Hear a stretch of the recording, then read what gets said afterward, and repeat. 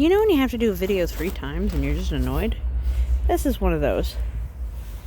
I have a flashlight here.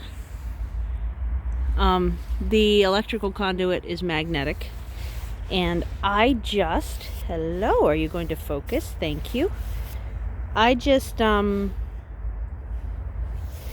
up planting the blueberry finally. And it's all watered in.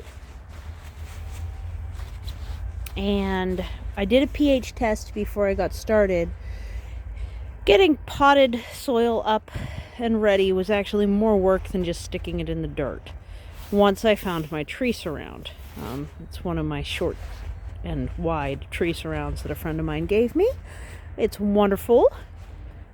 And I think that's plenty of room for this little friend to grow up to the point where it's resilient to the birds pecking at it, because they can't get the branches. They're just going to defoliate it to about 1.5 feet or half a meter up, which I think is perfect, because then it keeps the air circulation going and keeps the visibility on the quail going well.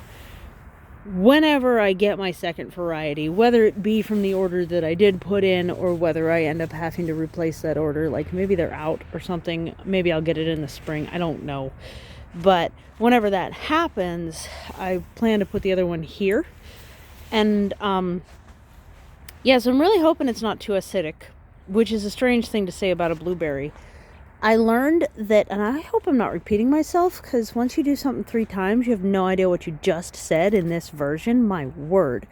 But I did learn from Formidable Flora that chicken manure is more a balanced pH, like around the 7 where you kind of want it to be, maybe 6.5, but quote-unquote bird poop is very acidic, and quail are game birds, so apparently they really are closer to that. But since I got 6 when I couldn't get the soil damp enough, I got like 6.5, and then I got like 2 once I put the soil in a cup of water and dunked it. So I'm going to go with half between that, because neither of those were quite the right instructions for the reader. It's the ones with the prongs, and you stick it in the soil. But as soon as I stuck it in the damp soil, it just spiked to acidic real fast. So I think it's pretty acidic soil in here with the birds. So I guess I don't actually have to use pine to keep it acidic. I think I can just keep the quail in here and it'll be fine. I can test it from time to time. But yeah, I started digging out some of the bedding, and I need to get way further down for this to be the proper height. Because the trouble is that I'm close to having the top of my head on the roof here, and it's supposed to be 6 feet for their safety. Now, I've never actually seen them boink that hard at this point, so I don't know. Maybe a little bit less is okay. Hard to say. I don't really want to risk it, so I'm thinking about digging down quite a bit and then putting in the new wood chips rather than just building and building and building. Even though wintertime deep litter is excellent. So this big bucket of litter from them is destined probably for the garden. I don't know. I'm not entirely sure where it's destined for, but it's destined. Oakland Cadoba is the bird that is still inside. I am very worried about her, actually, because this getting stuck in a jar. It was a jar bigger than this, like taller, right? Same opening, but taller.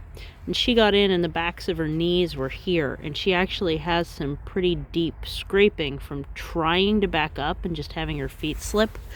How on earth they find hazards out of completely normal items like me forgetting my tea in here one day, I probably will never understand.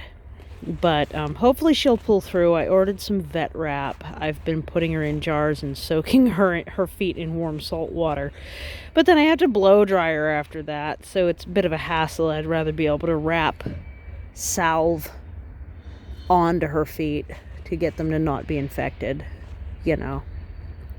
So, keeping an eye on her. Everybody else is out here happy. We refilled the water. It was a little low, but not out. And everyone had a drink fest, didn't you? And it is supposed to go down to freezing or perhaps a tiny bit below tonight.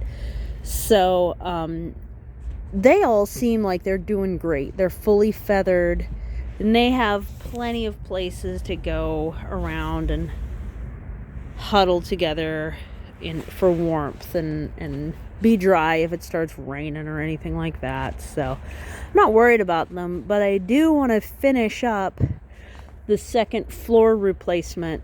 You know how I have the double wire flooring for when they're on wire flooring, because the hutch is set up for winter and the aviary really isn't. The aviary is set up for above freezing or mostly above freezing temperatures. So at least daytime above freezing and nighttime not super bitter cold.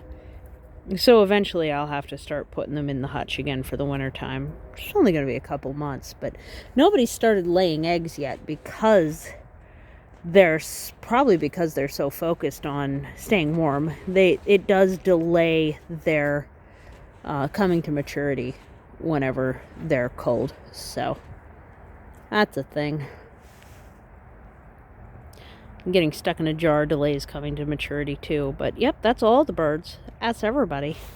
Got Roosty Roo, Brown, Calico, Gack, Goldilocks, and the one that wandered off, there we go, is Argyle. Alright, well thank you for visiting the aviary by the cliffside. Let's see if you can see it. Yeah, there's the cliffside. And I hope you're having a really good day.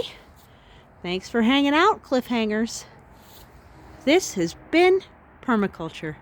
Take care. Bye.